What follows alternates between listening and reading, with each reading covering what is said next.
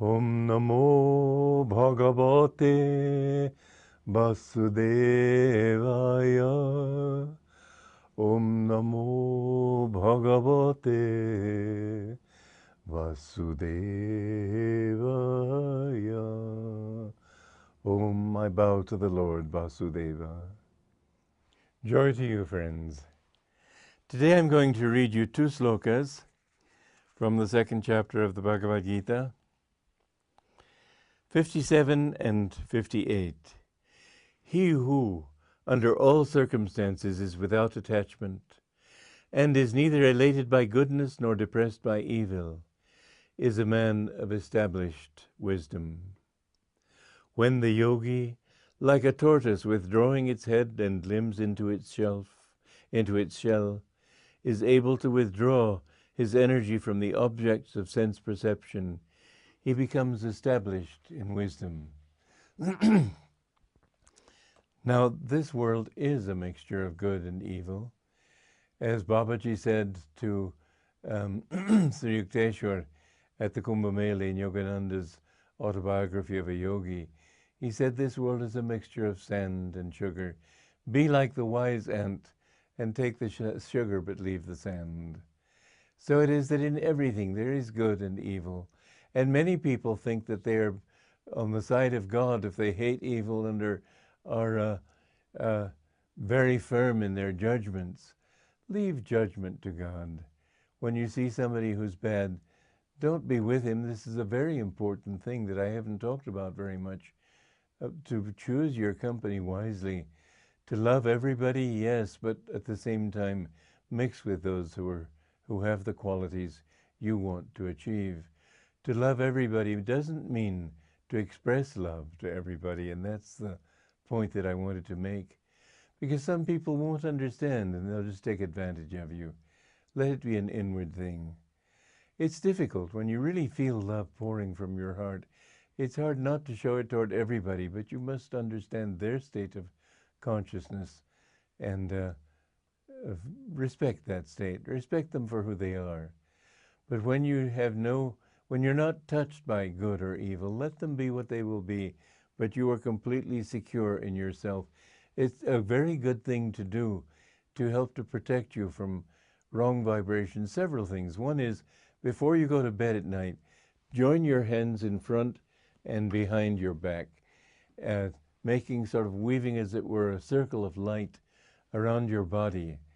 And then say, Om Tat Sat, Om Tat Sat, and feel that you're being protected by spirit. And then when you go to bed, then as write on your pillow with your finger, Om.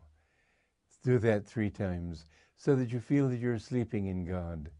This is one thing. Another thing is to meditate and feel the vibrations of your heart and feel harmonious, have nothing but harmonious vibrations there. Get rid of all disharmony. Just throw it into the fire and consumed in the fire of non-attachment.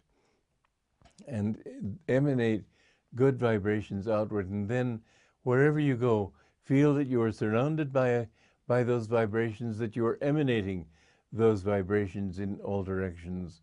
There are 2 modes of the mind. One is the receiving mode, the other is the giving mode. That's why wherever you eat or absorbing vibrations of others, protect yourself against harmful vibrations. Be with people who are spiritual bodyguards. Try to keep your vibrations in the heart harmonious and send harmonious vibrations everywhere around you. You can go into the worst places if you keep that aura of light around you and feel that you're giving from that. But if you go, for example, into worldly places and are in an absorbing mode, then you can take into yourself much wrong magnetism and so on. Don't go to nightclubs and places where people are drinking and thinking base thoughts. Stay away from such places. Stay away from people whose minds are confused and darkened by evil desires. Don't mix with such people. Be with people as much as you can. This is why colonies Well, what Yogananda used to talk about was world brotherhood colonies. These are communities of people who gather for a particular purpose. People who love God should mix with others who love God. And so in our Ananda communities, we have places where everybody who comes is somebody who wants God. It's a wonderful way of life. You're surrounded by good people, and they help to inspire you. They help to inspire you to rise. And when you're in the company of such people, if you make mistakes, as everybody does from time to time, in the normal village, people will leap on you, gossip against you. Oh, did you see him? Did you see him? Trying to pretend that they therefore are good because they're pointing out you're evil. That doesn't happen in communities like Ananda, where people want to help you. And if you make mistakes, they figure, well, we all make mistakes, but they try to help you. And if you lose your job, they try to help you to get a new job, something that will benefit you financially and even spiritually. But always you will find yourself surrounded by friends. This is the best bodyguard you could have. It's so nice to be with people who love the same things you love. And if that love is an uplifting kind of thing, then I recommend this way of life to everybody who has any desire for God. You could be living in Timbuktu or Australia or wherever you live. Think about joining one of our Ananda communities. We have them in America, we have them in Italy, we have them in India, and I would like to see them spread all over the world. Yogananda said that this ideal way of living will spread like wildfire.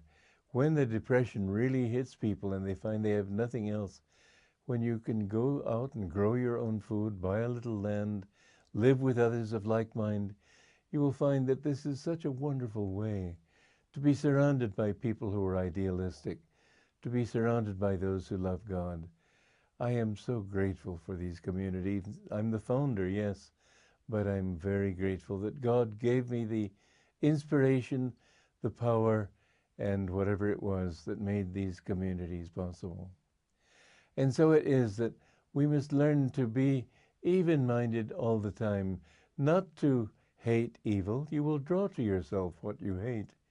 Not to hate, not to love goodness for its own sake, because then you will only be drawn to a lower level, which still has ego in it. But to realize that the only real good is turning people toward God. And so if you live with people who are like that, you will find that all is going to take you in an upward direction. Then Krishna says, and this is one of the teachings of yoga, you know that when the energy withdraws from the senses become dull. That's why in deep sleep you don't hear things. If somebody wants to wake you, you may have to shake you before you wake up and realize that you're being shaken. The energy withdraws from the senses. So the more the breath itself becomes calm, the more you can withdraw your energy from the senses, the less they will be able to touch you and affect you. Be like the wise tortoise. Draw into yourself at the least sign of danger, and the world will no longer be able to influence you for either good or bad. Joy to you.